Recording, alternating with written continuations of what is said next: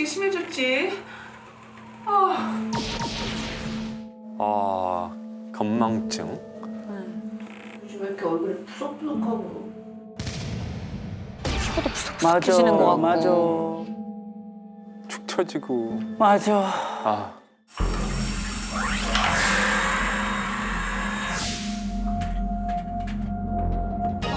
쑥쑥 쑤시고. 맞아. 진짜 그대로예요, 그대로. 이게 다 지금 빠져나가는 건가? 관절 통증.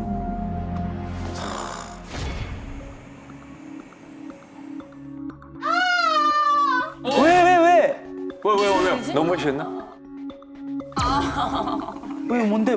왜? 뱃살? 머리카락. 머리카락! 많이 빠졌네. 많이 빠졌어. 저거 진짜 하나하나가 아깝다고요. 어떡해. 삶이 있으셨다. 그래도 빈틈이 보이네요. 맞아. 잘 보셨는데요. 네. 이 영상 속 주인공이 겪고 있는 실제 고민은요. 중년이라면 사실은 모두가 겪고 있는 맞아요. 증상들입니다. 그렇죠? 네. 피부 노화나 이런 전신 통증이나 이런 탈모들이요. 사실은 우리 몸속에 생기는 빈틈 때문입니다. 빈틈. 다시 말해서요. 이런 빈틈은요. 뼈나 관절이나 치아나 근육 등 전신에도 생길 수가 있고요. 방치하다 보면은 각종 질병이 생기기 시작한다는 겁니다. 나이 들면 우리 시어머니 친구들 중에도 이 걱정하는 분들이 되게 많더라고. 그래서 우리 시어머니 예방하기 위해 되게 열심히 걸어가는 스타일이에요. 하루 1000보 걸어요. 네, 시어머님도 그렇죠. 막 머리카락 많이 빠진다고 하세요? 아니 아직 머리카락 있긴 있는데 있긴 있으시겠죠. 근데 없진 않아요. 아무래도 그냥 옛날보다 다들 빠지니까. 많이 빠지고. 그리고 막 무릎 통증도 있으시다고 하네요. 어머님들 대부분 그렇죠. 그래도 어머니가 아직까지 잘 들고. 걸어가요. 아니, 잘 못하는 게 아니시죠.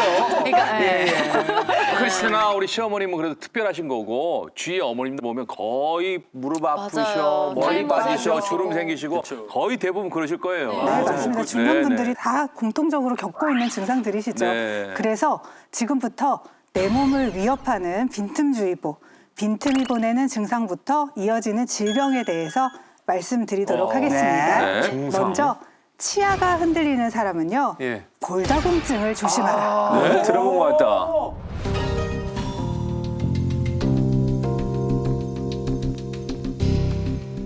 나이 들면은 치아 중요한 건 알지만 네. 치아 흔들린 거는 치주 질환이지 골다공증이라고 얘기해요? 네. 물론 이제 치아가 흔들리는 게요. 당연히 치과적인 문제일 수도 있겠죠. 네. 그런데 특별하게 치과적인 문제가 없는데도 불구하고 치아가 흔들린다는 거는요. 치아를 지탱해주는 턱뼈에 빈틈이 생겼기 때문일 수 있습니다. 턱뼈에 빈틈이 생겼기 때문일 수 있습니다. 턱뼈 생각 먼저 못했다. 사진을 한번 보실게요. 네. 자, 첫 번째 사진은요. 너무 우리가 차이가 젊은 여성의 얼굴뼈예요. 그런데 두 번째 사진을 보셨을 때는요. 65세 이상의 얼굴뼈입니다. 차이가 많이 있으시죠? 달라졌어요. 보시는 것처럼요. 나이가 들수록요. 턱뼈의 부피가 줄어들고요. 네. 그러면서 밀도가 낮아지게 되고요. 확실히 그러네. 빈틈이 늘어난 걸 알 수가 있습니다. 이로 모양이 더 인해서요. 달라졌어요. 네. 모양이 달라졌어요. 잇몸을 우리가 단단하게 받쳐줘야 되는데 그렇게 지지하지 못하게 되는 거죠. 그러니까 치아가 흔들릴 수 있고 당연히 치아가 상실될 수 있게 되는 겁니다. 이러한 노화가요. 당연히 턱뼈에서만 발생하는 게 아니에요. 당연히 전신의 모든 뼈에서 나타날 수 있기 때문에요. 이런 경우에는 골다공증을 의심해 봐야 될 수 있습니다. 저는 이거 알아요. 저희 어머님 저 임플란트 해드리는데 연세가 있으시니까 그냥 안 되더라고요. 치아가 무너져서 인공뼈를 이식해서 그렇게 해서 또 임플란트를 했다니까요. 아니 근데 사실 나이가 들면은 얼굴 피부는 처지는 거는 이제 당연하다. 아 나이가 들어서 이랬구나 그랬는데 이게 턱뼈가 변형이 되어서 이렇게 나빠진다라는 거는 생각도 못했네요. 네. 나이가 들면은 그렇게 이제 그냥 처지는 건 줄 알았더니 네, 이런 얼굴형도 원인도 변하고. 있었네요. 네. 네. 더 중요한 것은 치아가 흔들리는 증상이 단순히 턱뼈에만 관여된 게 아니라 네. 전신의 뼈 상태와도 연관이 있다는 겁니다. 그러네요. 네. 65세 이상 성인 1,843명을 대상으로 한 연구에 따르면요. 남아있는 치아의 개수가 20개 미만이면서 보철 치료를 받은 노인이 네. 치아가 20개 이상인 노인에 비해서 골 감소증 위험이 1.5배, 그리고 골 다공증 위험은 2.6배 높은 것으로 나타났습니다. 아, 치아 개수로만도 알 수 있네. 그러니까 선생님 그럼 내 몸에 생긴 빈틈이 보내는 또 다른 질병 신호가 있을까요? 네, 있습니다. 내 몸을 위협하는 빈틈 조이고 두 번째는요. 네. 두 번째. 머리카락이 빠지는 사람은요.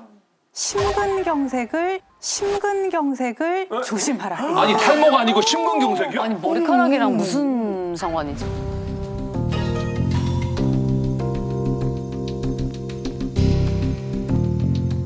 심근경색이 뭔지 알아요? 네, 알아요. 심장 문제. 머리카락이랑 연결 안 되는 것 같은데 깜짝 놀랐어요. 우리도 이런 생각이에요. 그렇죠, 놀라셨죠? 네.